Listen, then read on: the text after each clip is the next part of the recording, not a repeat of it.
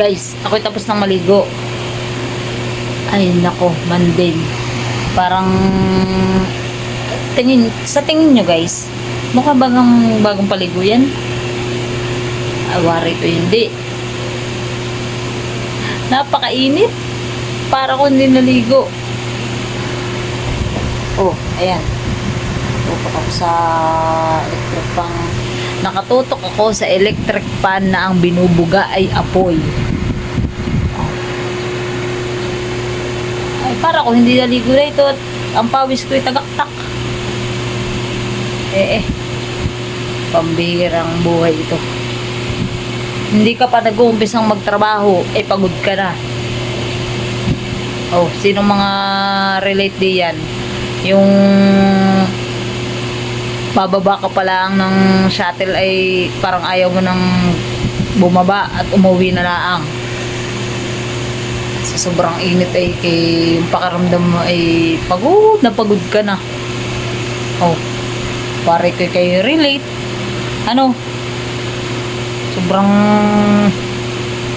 nakakaubos, nakakapupos ang init. Ano mo naman? Mukha bagong paligo yan. Siya guys, ako'y nagagayak na gayak na ako. Bis na din. At papasok na tayo. Doon naman tayo ako'y guys pati lotion ay malabnaw na. Hindi tayong lotion kay mahal to malabnaw na.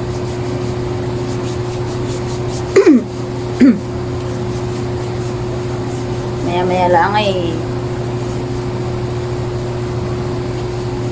trabaho na naman tayo guys. Yan ang buhay ng empleyado. Papasok, kakain, tutulog, papasok, kakain, tutulog, tapos kulang pa sa tulog. Diba? Madalas kulang sa tulog. Mas lamang yung ini-stay natin sa trabaho. Pero wala tayong magagawa. Kailangan natin kumita ng pera. Okay guys, papasok na ako. Yes. Buhay ng isang empleyado.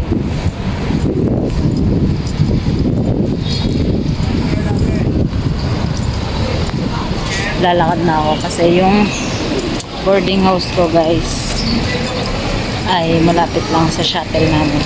So lakad lang na kaunti. Hi guys, shuttle na ako.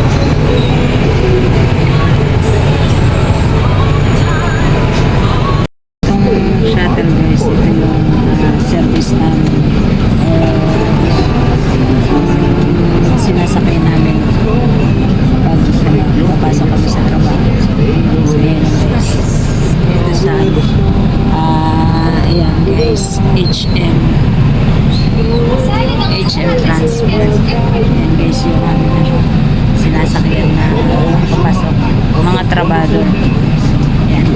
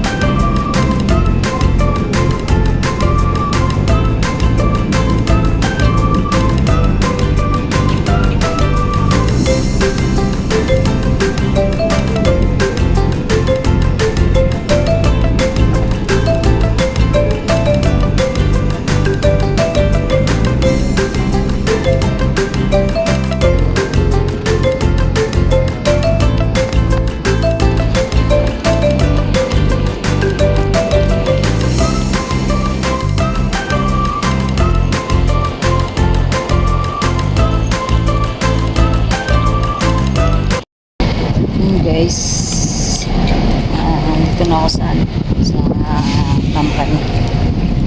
So nakababa na ako ng shuttle. Tatambay na ako. Papasok na may. Bye.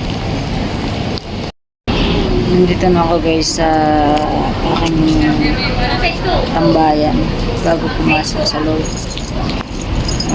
Dito kasi medyo maliwalas kasi mahang